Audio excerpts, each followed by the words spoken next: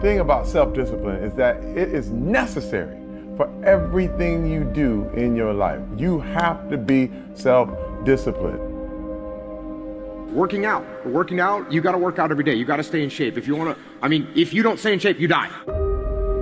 When I'm working out, I always do one extra rep, one extra set, because it's a promise I kept to myself. But working out might not be a priority for every single day because you've got things going on in your business world and with your family and all that. So guess what? It's a priority for my life, so I do it in the morning before my day even starts. If you change your mindset and really focus it on what discipline really is, you start to welcome discipline. You welcome self-discipline into your life. And here's the biggest thing, it's a pattern. It's a pattern I keep of me. I always do a little extra. I always go the extra inch. And the quickest and easiest place to do it is the gym, because I can always grab one more weight, one more set. And here's what it does. It shifts your identity. The benefit of discipline in my eyes has always been that through discipline, I get things done. I do it in the morning before my day even starts. So I can still handle the priorities for the day, but I got my workout done. So long term, I look up in a year and I'm not out of shape and breathing hard when I go up in the stairs because I maintain that discipline on a daily basis. Most people go through life never discovering what their talents are. Most people never develop their talents. You need to tell you, no more snacks, no more desserts, no more TV, we working out now. They have skills and abilities, but if you don't nurture them, if you don't develop them, they will never serve you. Your gifts can take you many places if you develop your gifts. The best gifts come from the bottom. I value myself enough to give 120% or don't do it. And that if you decide that my life deserves my developing this what I do well. Why are you only giving 50%? What's wrong with you?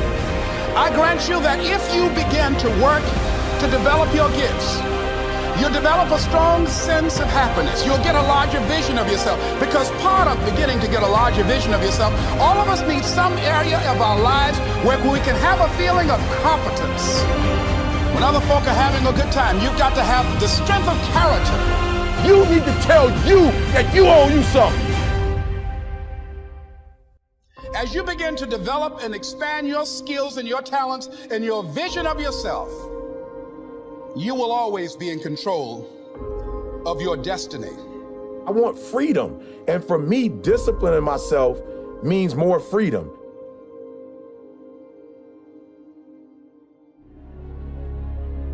It's so easy to be great nowadays because most people are weak. This is a softened generation. So if you have any mental toughness, any ability, if you have any fraction of self-discipline, the ability to not want to do it but still do it. People have a hard thing understand. I hate to run. And what makes me so crazy, it doesn't anymore, is people go, well, why do you run if you hate it? What are you talking about? I don't want to take showers and eat either. I hate that too. That's life, man. It wasn't until I changed that mentality that I became somebody.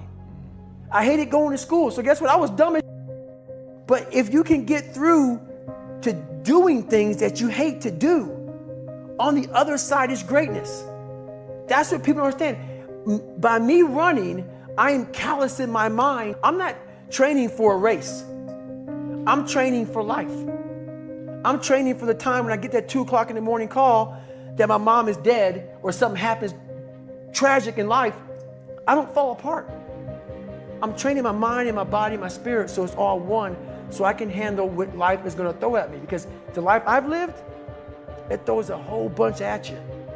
And if you're not physically and mentally prepared for that, you're just going to crumble and you're good for nobody. 99% of people are not willing to do what it takes to make their dreams come true. The Marines have a saying, everybody wants to go to heaven, but nobody wants to die. The center of bringing any dream into fruition is self-discipline. You know, something as simple as food and eating. It's not about your body as much as it is about your mind. It's getting command of your mind to be able to choose actions that are in your own best interest. Every day we are choosing shit that's not in our own best interest. So if the world is attacking you and the world wants to fight you and the world's trying to hold you down, so you're gonna kick yourself in the balls? So you're gonna stop yourself from getting what you dream. And I think the word discipline has kind of gotten a bad name. We think about it in terms of punishment. I'm not talking about discipline in that way. I'm talking about discipline in the sense that you forego immediate pleasure for the exchange of long-term self-respect. I believe that self-discipline is the definition of self-love. That when you say that you love yourself, that means that you have behavior towards yourself that is loving. Self-discipline is the center of all material success. You cannot win the war against the world if you can't win the war against your own mind.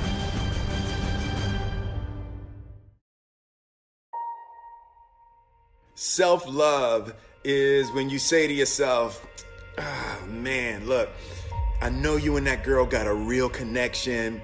I know y'all vibe, but that's your girl's cousin. So I love you too much to let you do that. It's like you say to yourself, hey man, look, I know you want to eat that pizza and it'll be really good, you know, but I can't let you eat that, man, because if you eat that pizza, you're going to feel like shit, you know, and I love you too much to let you eat that. Self-love is, hey, look, I know you got a test on Monday, you know, and I know you really want to go out with your friends. It's Saturday night, you want to go out, but if you fail that test, you're not going to feel good about yourself. You know, I love you too much to let you go out tonight. Self-discipline is self-love. If you want to be happy, you have to love yourself, which means you have to discipline your behavior. The road to sustained happiness is through disciplining your behavior. We tend to base our self-esteem on what other people think. And that's not really self-esteem. Self-esteem is supposed to be how we feel about ourselves. And I was just saying how dangerous it is to allow other people to determine how you're going to feel about you. And it's kind of like looking into a broken mirror. You're going to look in a broken mirror and then change your face to try to look good in this defiled, busted, broken mirror. And it just, other people's opinions is a really way to determine how we feel about ourselves.